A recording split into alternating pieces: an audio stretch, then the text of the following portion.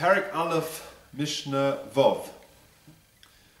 This Mishnah continues the theme that we began in the previous Mishnah, and that is the machlokas shvisas kelim between Beis Shammai and Beis Hillel.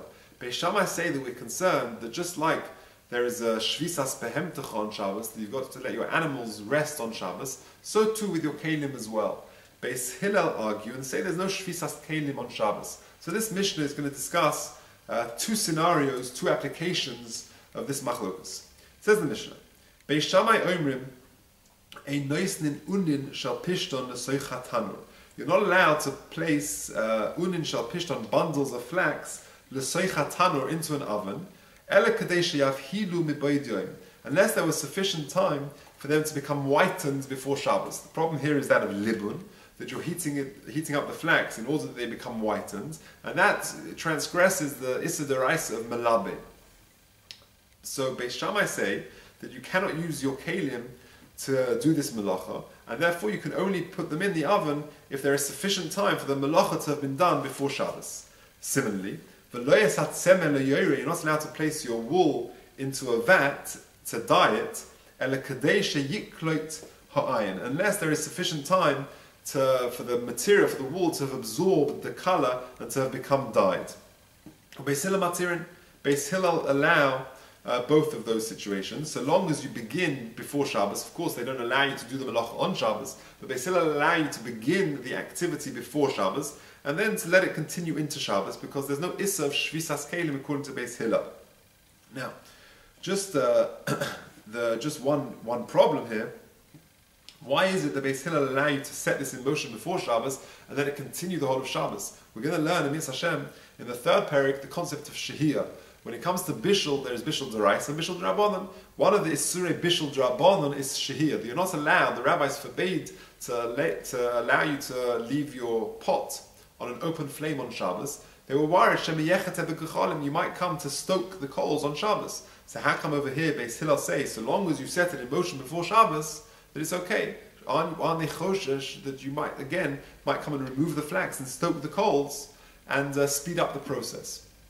So the Gemara in Yudches, Shabbos Yudches Amud Beis explains that it's not a problem, because when you remove the flax to get to the coals to stoke it, you're allowing some air in, and that is detrimental to the whole process of whitening, and therefore we're not choshesh that a person would do it. Okay, but either way, the machlokas Beis Shammai Beis Hillel in the first half of the Mishnah is that Beis Shammai would say that you're not allowed to place bundles of pishton or to dye your material unless there was sufficient time for this melacha to be done before Shabbos. But Beis Hillel say no, so long as you set it in motion before Shabbos, there's no problem. That's the first half of the Mishnah. It says the Mishnah further, Beis Shammai omrim, ein person mitzudos chayav ofas v'dogim. You're not allowed to set out, to place traps to catch chaya, wild animals, or ofas, or birds, or dogim, or fish, unless there is enough time that the tzeder, the ma'aseh tzeder, the trapping takes place before Shabbos. And again, Beis Hillel matirin, they say so long as the trap has been set up before Shabbos, we're not troubled by the fact that the trap might be activated on Shabbos. And the chiddush here, according to Beis Hillel, is that previously we were discussing where your kelim were being used passively. Your pot was being used to dye or to whiten the actual material, but it was very passive. Here, the trap, your keli, is being used actively. So long as you set it up before Shabbos, even if it were to trap an animal on Shabbos morning, that's not a problem, because Beis Hillel don't have any problem with shvisas kelim. They say shvisas kelim is mutter, whether your kelim have been used passively or actively. There is a difficulty with the view of Beis Shammai, and that is, I can understand the first half of the Mishnah, where they say that so long as your keli have been set up with enough time to do the melacha before Shabbos, then there's no problem with shvisas kelim. But in the second half of the Mishnah with Seder, just because there is enough time that it could trap an animal before Shabbos, but maybe it didn't. Maybe your kelim actually were activated and trapped the animal on Shabbos. So how can Beis Shammai say, so long as there is enough time that it could have trapped the animal before Shabbos, but perhaps your traps, your kelim, were being used on Shabbos itself? So the Yerushalmi addresses this problem and qualifies the permit, if you like, of Beis Shammai. And the Yerushalmi says as follows: there are two conditions when Beis Shammai say that it's mutter to set up the trap with enough time to do the Ma'aseh Seder before Shabbos, and they are as follows. Number one, we've got to be discussing an area where there's loads of animals around, fish or wild animals or birds, that it's very likely that the Ma'aseh Seder took place before Shabbos.